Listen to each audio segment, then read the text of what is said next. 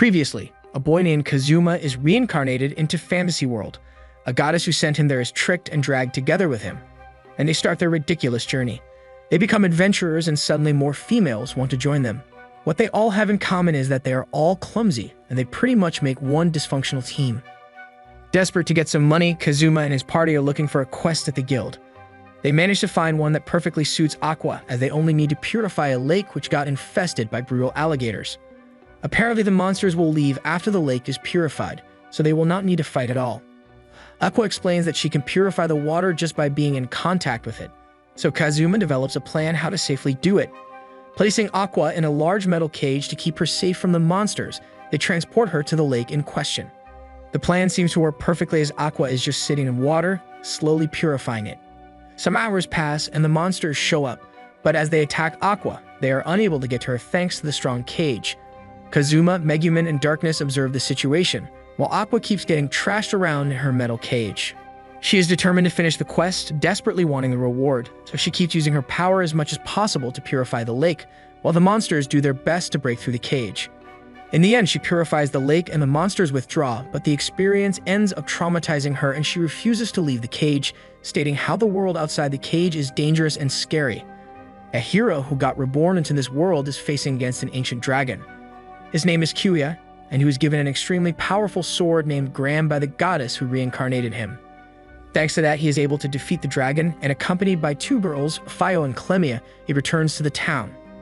It turns out that the goddess who reincarnated him is none other than Aqua, and he is extremely devoted to her. While walking through the town, he hears her voice, and following it finds her being transported inside of the metal cage by Kazuma's party. Not wasting any time, he jumps in and breaks open the cage with his heroic strength, allowing Aqua to exit. While she does not remember him, she manages to snap out of her mental state and steps out of the cage. Even after learning that Aqua forgot about him, Aqua refuses to allow anyone to treat a goddess the way Kazuma did, so he challenges him to a duel. Annoyed by his personality, Kazuma accepts the duel, and before they can even prepare, he lunges at Aqua. Using the steel skill, Kazuma snatches his sword, Gram, and drops it on top of his head, knocking him out with ease.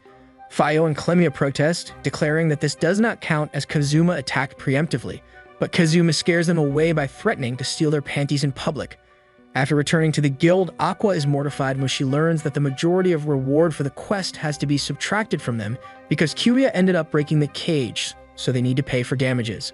Once Aqua shows up demanding that Kazuma lets Aqua join his party instead, Aqua steps up and punches Aqua with all of her might, demanding from him to pay the entire quest bounty they were supposed to get. Aqua listens to her and gives her the money, changing his mind about taking her into his party. He proceeds to beg Kazuma to return Gram to him, but Kazuma says that he already sold it to a merchant, which makes Aqua storm out in a panic, looking for the merchant in question. Suddenly, everyone is called to the city gates as Verdia has returned once more. He is furious that Megumin kept going to his castle and using explosion magic on it every single day since he was last here. Not only that, but no one came to face him in order to save their cursed comrade. Suddenly, he stops mid-speech, realizing that the one who got cursed, Darkness, is standing alive and well right in front of him. He is surprised that a beginner adventurer could dispel such a powerful curse, and while he is questioning Aqua how she could do that, she casts a holy spell on him, which seems to hurt him quite a bit.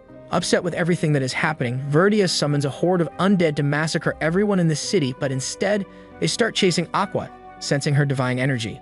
Using that for their advantage, Kazuma coordinates with Megumin and has Aqua lead the undead horde to Verdia. At that point, Megumin releases her explosion magic and blasts Verdia and the undead horde away. While the horde is dealt with, Verdia is not so easily defeated. Some adventurers attack Verdia, but he easily brings them down with his masterful sword skills. Darkness is next in line, jumping in to protect everyone else, but as they start exchanging blows, it becomes apparent that she just cannot land a single hit with her sword. She even becomes excited as Verdia's blows start chipping off pieces of her armor, fantasizing how he wants to reveal parts of her body to everyone. While Kazuma is trying to come up with an idea how to stop Verdia, he realizes that his weakness is water. Aqua is slow on the uptake, so it takes a lot of screaming from Kazuma to get her to use her power. With water being her main element, she summons a massive torrent of water which engulfs the entire battlefield and even demolishes parts in the city walls. Verdia is weakened by this, but still in fighting shape. Just as he is about to attack them, Kazuma uses his steel to snatch his detached head and toss it to other adventurers, having them play with it. This gives Aqua time to use her holy magic on the weakened Verdia, which proves enough to purge him and send him to the afterlife. Darkness is sad that she could not protect all of the adventurers, but it turns out she has nothing to grieve as Aqua revived everyone who got slain. Kazuma and his party get a massive reward for killing one of the Devil King's generals, but it gets overshadowed by the repair costs of the city walls, which ends up costing a lot more than the reward, placing all of them into a large debt. Winter came and Kazuma and Aqua are still sleeping in the stables, which are extremely cold. Deciding it is enough and they need to get out of their debt, they go hunting for snow sprites, which seems quite profitable. The hunt goes well, until suddenly a very powerful monster appears. Apparently that monster gets enraged when snow sprites are hunted. It is obvious that they do not stand a chance against it, so Aqua tells them to free the sprites they captured and bow down to the monster. Darkness is being difficult about it, determined to not bow down to a monster, but she relents once Kazuma forces her into the snow. At that point, only Kazuma has not bowed down to the monster, and the monster decapitates him with one fast swing. And so Kazuma finds himself in the same place like last time when he died, this time talking to the goddess Eris. Eris is saddened by the hard life he had to live so far and promises to do everything in her power to give him a comfortable life back in our world. Kazuma is overjoyed by the prospect of leaving this harsh world behind, but suddenly feels saddened by the idea of not seeing his party members ever again. Just as he is about to be sent away, Aqua's voice is heard. She is telling him that she cast magic to revive him, so he should hurry up and return to them already. Eris states that this is against the rules, but Aqua shuts her down, bullying her into allowing Kazuma to revive. And so Eris ends up sending Kazuma back to Aqua, Megumin, and Darkness. Darkness and Megumin are overjoyed to see him alive again, and while he is glad to see them again, he is sad that he is stuck with Aqua and not a kind and compassionate goddess like Eris. Kazuma and Aqua visit a magical shop run by a beautiful woman named Wiz. Aqua cannot stand her because she's a lich, so she keeps trying to find reasons to purify her and send her to the afterlife. Wiz used to spend her time in the local graveyard, where she was sending lost souls into the afterlife. But they ended up taking over that job as it was a job meant for someone like Aqua. It is during this conversation that Wiz reveals she is in fact one of the Devil King's generals. But even though she is a lich, she still considers herself to be human and does not help the Devil King in his schemes.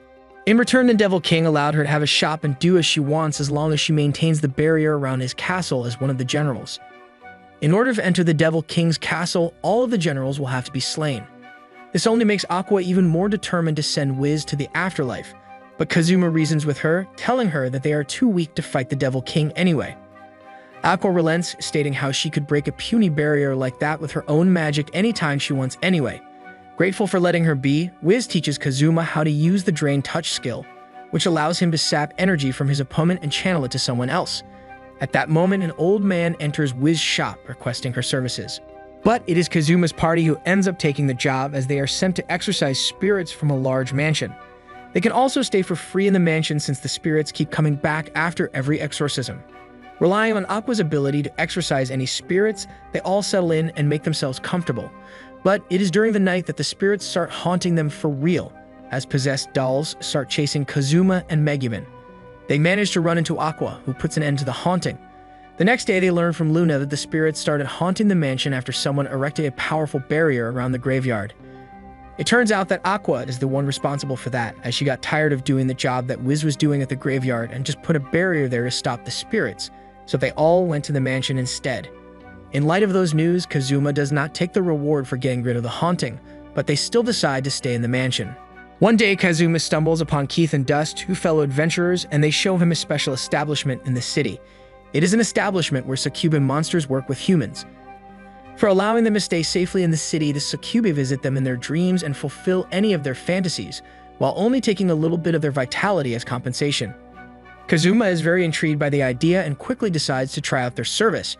After fulfilling the form with his preferences for his sensual dream experience, the Succubus tells him to expect their visit during the night. Back at the mansion, Kazuma, Aqua, Megumin, and Darkness have a large feast as Darkness' parents have sent them delicious food to celebrate them moving into a new home. Unable to contain his excitement for the night ahead, Kazuma quickly excuses himself from the feast and heads to bed. But he is unable to fall asleep, so he decides to take a bath. While sitting in the bath, he ends up dozing off. Suddenly, he is woken up by another person entering the bath. It turns out it is Darkness who has decided to take a late-night bath, but because it is dark, she did not notice the bath is occupied. While completely nude, she enters the bath and is stunned to find Kazuma there, who is very casual about it. convinced that this is in fact the dream granted to him by the Succubus. With that in mind, he starts ordering darkness around to wash his back, which she ends up doing thanks to her masochistic mind. Just as he orders her to do more, a loud commotion is heard from the mansion's hallways. Upset that Aqua is interrupting his dream, Kazuma storms into the hallway only to find Aqua and Megumin there, who have intercepted an intruder. The intruder turns out to be an inexperienced succubus who is confused if she did something wrong as she was told to come here tonight. Realizing what happened, Kazuma steps in to protect the succubus from Aqua's wrath. Darkness comes after Kazuma and declares that he must be mind-controlled by the succubus. Kazuma stands his ground, giving the succubus time to escape while he gets punched around by the three girls. In the end, Kazuma goes along with the story that he was mind-controlled. Suddenly, an alarm rings out. The mobile fortress destroyer is headed straight for the town, and all capable adventurers are asked to do what they can to prevent the destruction of the city. Kazuma decides to stay and try defending it from the destroyer, stating how he will not let the mansion they finally acquired after so much hard work be destroyed. Meeting up at the guild with other adventurers, they come up with a plan to face the mobile fortress. As the destroyer is approaching, Darkness stands alone outside of the city to intercept it. Kazuma comes to convince her to retreat to the walls with everyone else, but she states that it is her duty to protect everyone here. She reveals to him that her true name is Lalatina, and she is the daughter of the Dustiness family, which governs this area. While asking him to keep quiet about her status, she tells him that she is resolved to protect her people. The destroyer gets within range of their magic, so Aqua begins by using her divine powers to dispel the powerful barrier that protects the walking fortress. With the barrier down, Megumin combines her explosion magic with Wiz, and together they blast away at the destroyer, bringing it down before it reaches Darkness. Suddenly, the destroyer initiates a self-destruct sequence because it suffered too much damage. Ignoring her own safety, Darkness leads the charge into the now grounded fortress. Wiz suggests that they might stop the self-destruct if they find the control device within the fortress, so Kazuma, Wiz, and Aqua enter it as well, searching for a way to stop it. Inside of it, they find the diary of the creator of the destroyer next to his skeletal remains. It turns out that he built the entire thing on a whim and never expected it to work. But as it happened to work, he had no control over it, so it just began rampaging all over the world. Realizing that the one who made this was an idiot does not comfort the party at all. Wiz comes up with the idea of teleporting the core of the fortress away before it explodes. She is reluctant as she can only teleport it to a random location without making proper preparations, but Kazuma reassures her, saying that he is taking responsibility if something bad happens because of it. By draining some of Kazuma's energy, Wiz gets enough to cast her spell and sends the core away. This ends up not being enough as the rest of the fortress is also about to reach critical levels of heat. In order to dispose of it before it erupts into a massive sea of flames, Kazuma drains energy from Aqua and gives it to Megumin by using the skill he learned from Wiz. Thanks to that, Megumin can fire another explosion, which completely obliterates the destroyer's remains, preventing the inferno. With that, everything starts returning to normal, and Kazuma is happy with the way things have turned out. His happiness is short-lived as instead of getting a reward, he is suddenly apprehended. It turns out that the core that was teleported by his command obliterated the mansion of a powerful individual, Overlord Aldarps. Hey, thank you for staying all the way till the end. If you enjoyed the video, give it a like. It takes only a second, but it means everything to us. Have a great day and see you in the next video.